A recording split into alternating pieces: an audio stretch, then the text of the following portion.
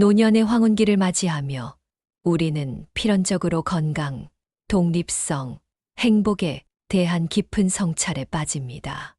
70대, 80대가 가까워질수록 계단을 오르는 발걸음이 느려지고 손주들과 웃으며 식사하던 일상이 점차 도전으로 변할지도 모른다는 조용한 불안이 스며듭니다.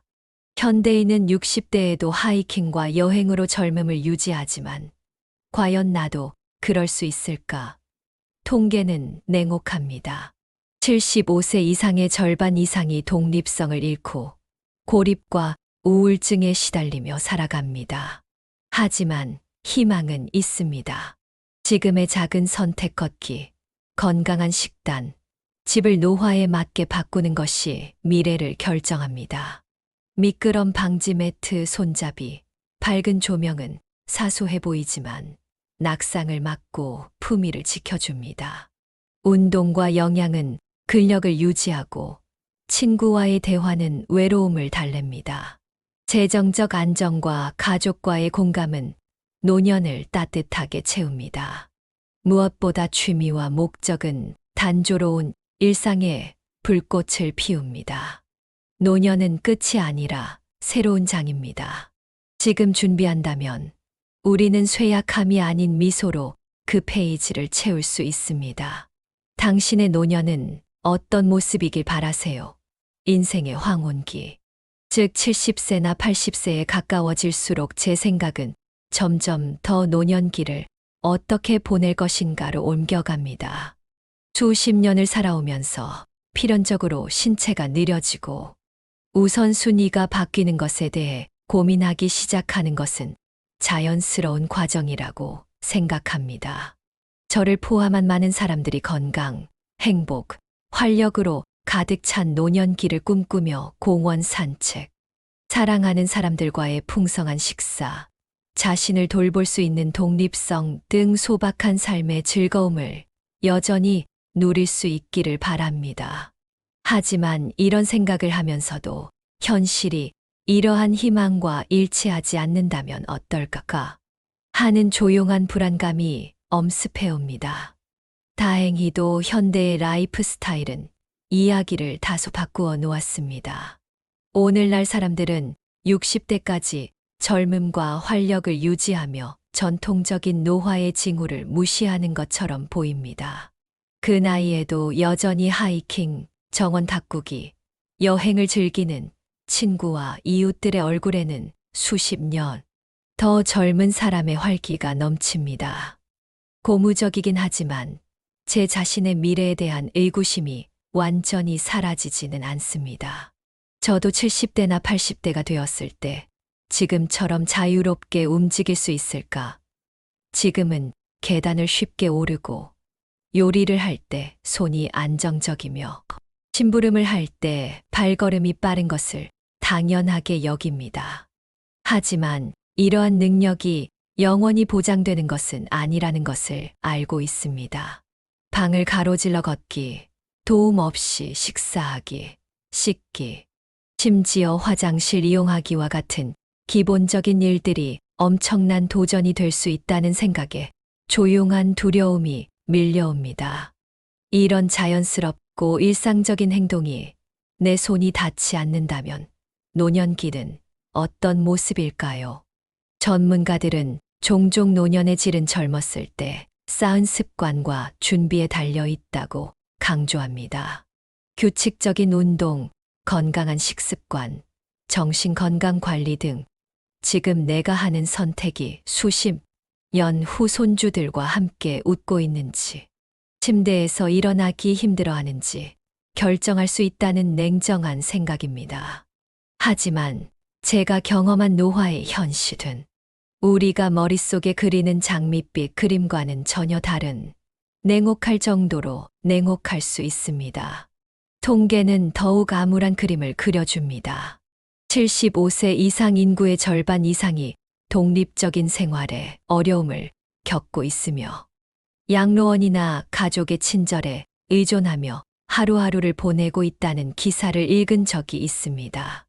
이는 단순히 신체적 쇠퇴의 문제가 아니라 정서적 문제이기도 합니다. 제가 알기로 노인 우울증은 우리나라에 널리 퍼져 있는 문제이며 거동이 불편해지고 고립감이 커질 때 조용히 찾아오는 전염병입니다. 갑작스러운 무력감의 시작, 자신의 삶에 대한 통제력 상실은 끔찍한 전망입니다. 한때는 강인하고 자급자족하던 80세의 제가 이제는 사소한 일에도 다른 사람에게 의존하는 모습을 상상하면 등골이 오싹해집니다. 하지만 이런 두려움 속에서도 희미한 희망이 있습니다. 제 삶의 궤도를 바꾸고 더 건강하고 행복한 노년을 위한 기반을 구축하기에는 아직 늦지 않았다고 사람들은 말합니다. 매일 걷기, 식단 개선, 또는 내 몸이 이미 속삭이고 있을지도 모르는 경고. 신호에 주의를 기울이는 작은 조치부터 시작할 수도 있습니다. 하지만 조언의 귀를 기울일 것인가? 아니면 후회만 남을 때까지 세월을 그냥 흘려보낼 것인가 하는 의문이 남습니다. 행복하고 만족스러운 노후를 위한 핵심은 피할 수 없는 시간의 변화에 적응할 수 있는 생활 공간, 즉 노화에 따른 편안함과 안전에 맞춘 안식처를 만드는 데 있습니다. 젊었을 때는 집의 레이아웃에 대해 깊이 생각해 본 적이 없었습니다. 좁은 복도, 가파른 계단, 매끈한 타일 바닥은 바쁜 일상 속에서 사소한 디테일에 불과해 보였죠. 하지만 75세나 85세가 된 제 모습을 상상해 보니 간과했던 이러한 특징들이 사소한 불편함에서 심각한 위험으로 바뀔 수 있다는 것을 깨달았습니다. 전문가들은 노화가 균형 감각과 근력 저하를 가져와 아주 작은 장애물도 잠재적인 위협으로 바뀐다고 경고합니다. 문턱에 걸려 넘어지거나 젖은 바닥에서 미끄러지는 것만으로도 낙상으로 이어질 수 있으며, 낙상은 노인에게 가장 흔하고 치명적인 사고 중 하나입니다. 한순간 발을 헛디디면 회복하는데 몇 주 또는 몇 달이 걸리거나 심하면 영구적으로 독립성을 잃을 수도 있습니다. 저는 친척과 이웃들이 한 번의 실수로 인생이 뒤바뀌는 것을 목격했습니다. 이에 대응하기 위해 저는 노쇠가 시작되기 훨씬 전에 집을 준비하는 것이 현명하다는 것을 깨닫기 시작했습니다. 지금은 안전하다고 느껴지지만 나중에 위험 구역이 될 수 있는 욕실을 예로 들어보겠습니다. 한때 우아함을 위해 선택했던 광택 타일이 물이나 비누로 인해 반짝이는 모습을 상상하며 반사신경이 둔해지면서 재앙의 원인이 될 수 있습니다. 미끄럼 방지 매트를 깔아놓는 것은 작지만 훌륭한 해결책처럼 보였고, 저와 딱딱한 바닥 사이에 부드러운 보호막을 만들어 주었습니다. 화장실과 샤워실 근처에 손잡이를 설치하는 것도 다리가 흔들릴 때 몸을 지탱할 수 있는 튼튼한 닷처럼 느껴집니다.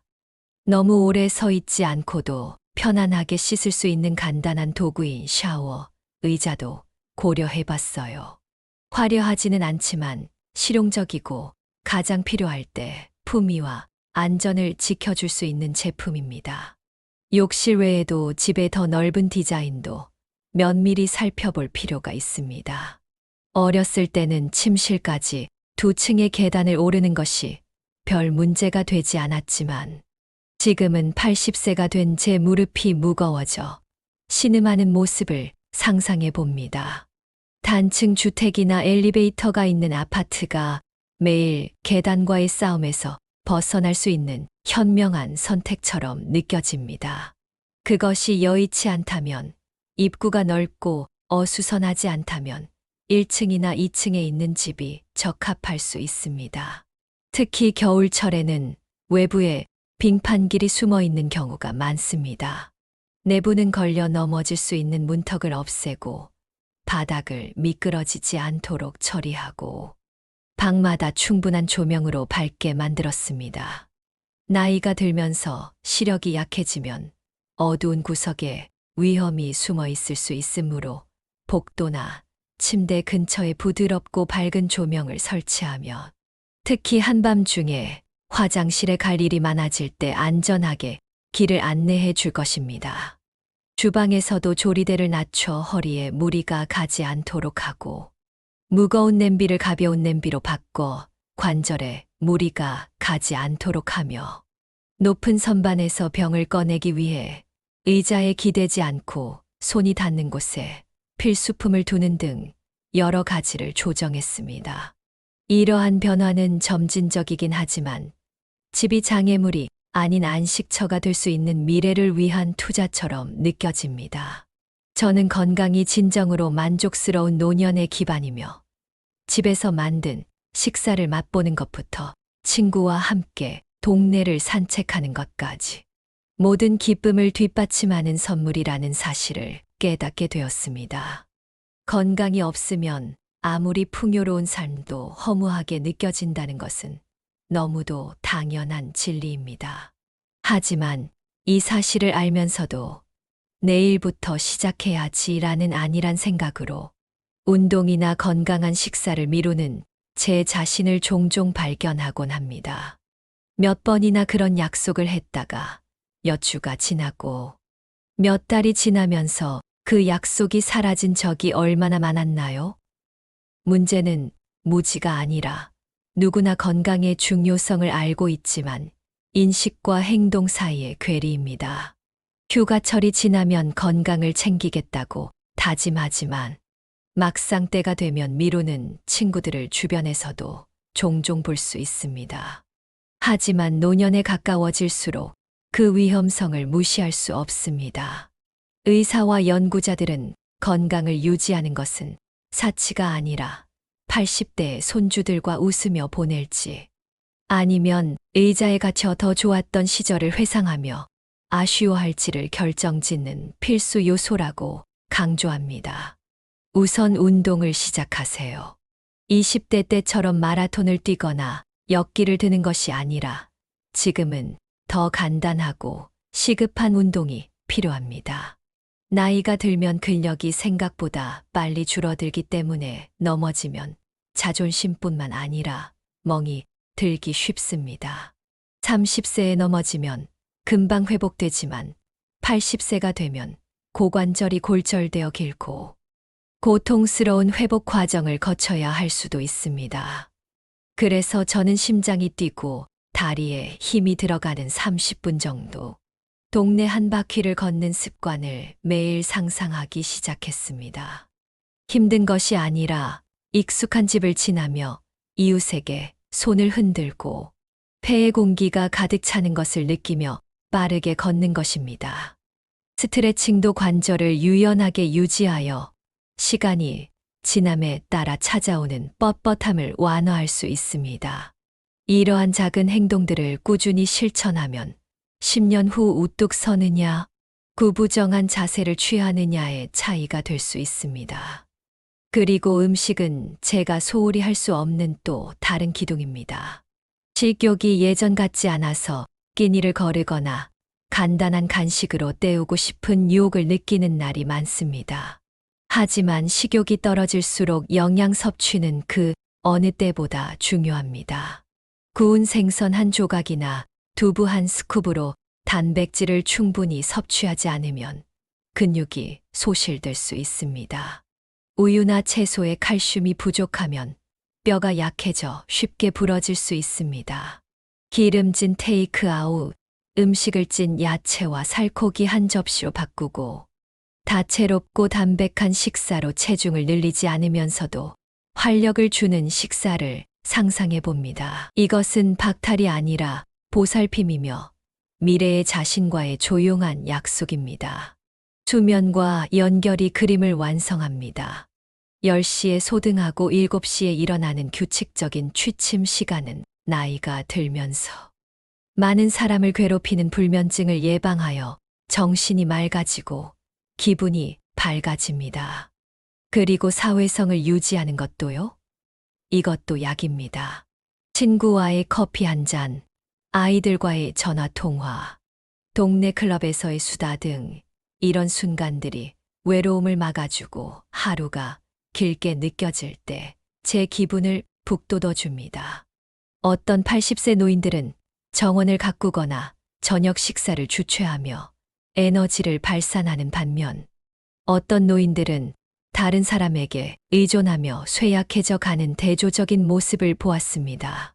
전문가들은 이러한 격차는 이러한 습관에서 비롯된다고 말합니다. 지금부터 조금씩 한숨이 아닌 미소로 맞이할 수 있는 활기차고 독립적인 노년기를 향해 확률을 조금씩 기울일 수 있습니다. 저는 좋은 관계가 노년기, 특히 가족과의 행복을 풍성하게 엮어주는 실타래라는 것을 알게 되었습니다.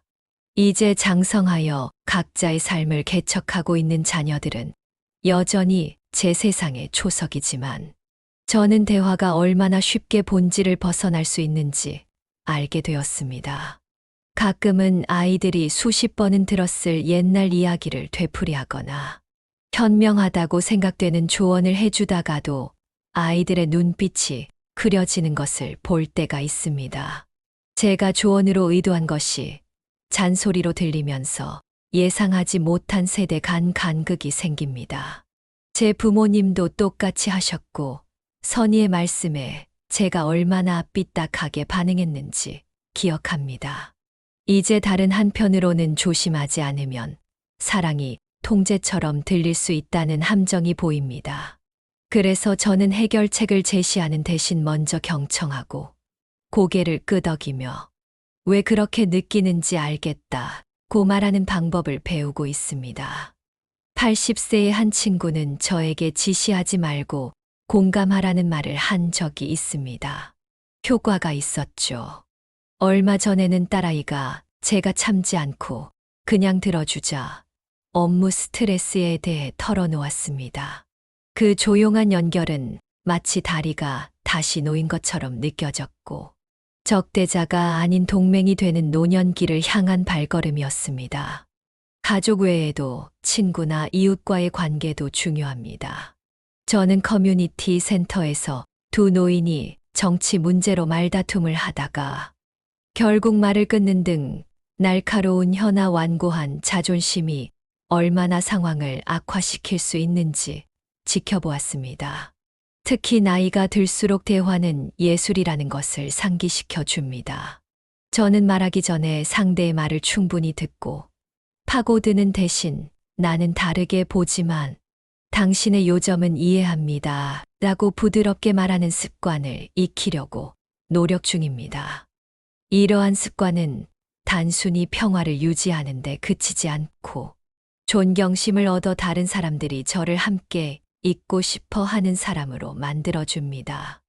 이러한 따뜻함, 소속감은 제 노후를 밝게 만들어 혼자만의 저녁을 함께 차를 마시며 웃을 수 있는 시간으로 바꿔줍니다. 하지만 재정적 안정은 이 방정식의 나머지 절반, 즉 품위 있는 노년을 위한 실질적인 탓입니다.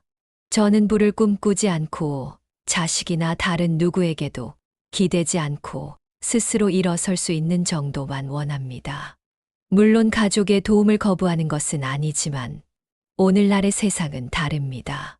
치솟는 집세, 학자금 대출, 끝없는 청구서에 시달리는 제 아이들에게 도움을 기대하는 것은 불공평하고 심지어 이기적으로 느껴지기도 합니다. 대신에 저는 제가 모은 연금, 저축한 돈, 갑작스러운 질병에 대비한 보험 등 적당한 규모의 둥지를 상상합니다. 이러한 완충장치가 있다면 저는 죄책감 없이 내 방식대로 돈을 지불할 수 있고 자녀들은 의무가 아닌 사랑으로 방문할 수 있습니다.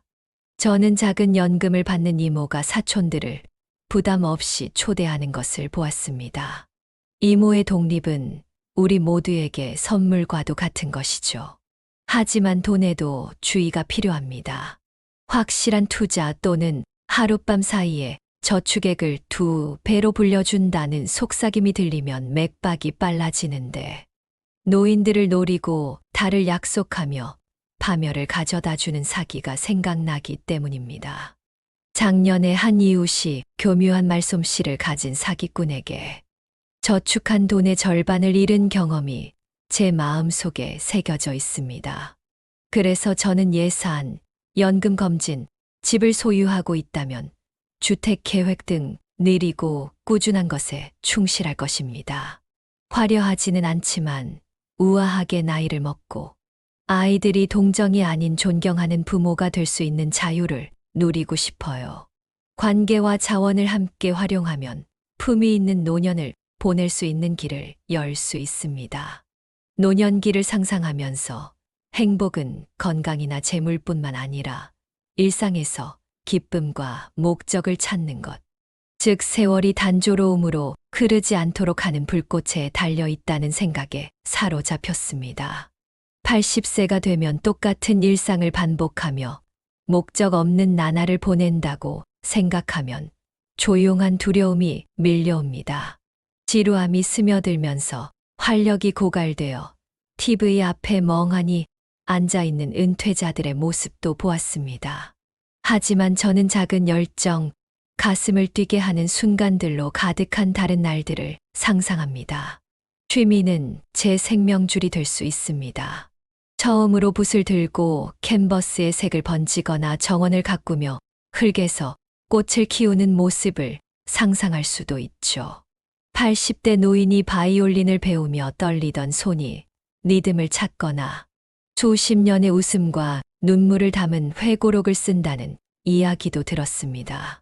거창할 필요 없이 하루에 1시간만이라도 내가 좋아하는 일에 몰두하는 것, 세월의 침묵을 피하는 것만으로도 충분합니다. 하지만 목적이란 단순히 고독에 관한 것이 아니라 연결에 관한 것이기도 합니다.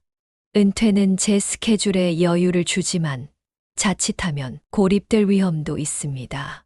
지역 독서 클럽에 가입해 커피를 마시며 줄거리에 대해 토론하거나 커뮤니티 센터에서 자원봉사를 하며 아이들에게 독서를 가르치는 모습을 상상하면 기운이 솟구칩니다. 요즘은 온라인 그룹도 손짓합니다. 화면을 통해 낯선 사람들과 이야기를 주고받으며 친구가 될 수 있습니다. 80대인 친구의 부모님은 둘 다 목공예를 시작했고 아내는 합창단에 가입하는 등 균형을 찾았습니다. 그분들은 단순한 활동뿐만 아니라 자녀들이 매 시간 채워야 하는 부담을 덜어주는 여유가 생겼다고 말했습니다. 놀랍게도 가족은 더 가까워졌고 아이들은 부모의 새로운 열정에 이끌려 더 자주 방문했습니다. 나만의 기쁨을 개척하는 것이 내 삶뿐만 아니라 주변 사람들의 삶도 풍요롭게 만들 수 있다는 교훈을 얻었습니다. 하지만 목적이란 내가 어디서 어떻게 살 것인지 계획하는 것을 의미하기도 합니다. 저는 요양원에 대한 생각과 씨름해 본 적이 있습니다. 제 마음 한구석에서는 무균실과 자유를 잃은 병실을 떠올리며 반발하는 반면 다른 한편에서는 필요할 때 돌봄의 매력을 봅니다. 그 길을 거부한다면 자녀와 가까운 아늑한 집, 도움을 받을 수 있을 만큼 가깝지만 질식할 정도로 가깝지는 않은 집 등 청사진이 필요합니다. 아니면 친구들과 함께 실버 쉐어 하우스에서 집안일을 분담하고 대학 룸메이트가 다시 태어난 것처럼 이야기를 나눌 수도 있습니다. 나만의 공간은 있지만 이웃과 함께 식사하고 웃음을 나누는 시니어 마을에 대해서도 읽은 적이 있습니다.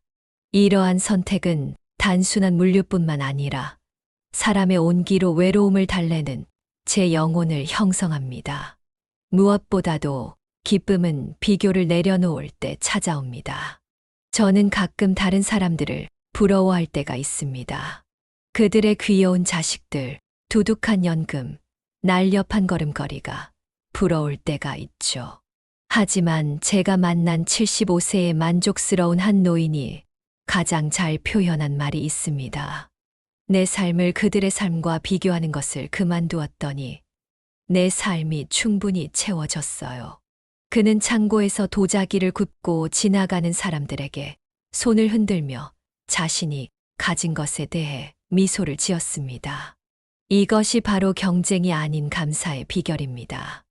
스케치를 하든 수다를 떨든 조용한 일출을 감상하든 넓은 마음으로 내 방식대로 살아간다면 노년을 견디기만 하는 것이 아니라 자랑스럽게 쓸 수 있는 한 장이 될 수 있을 것입니다.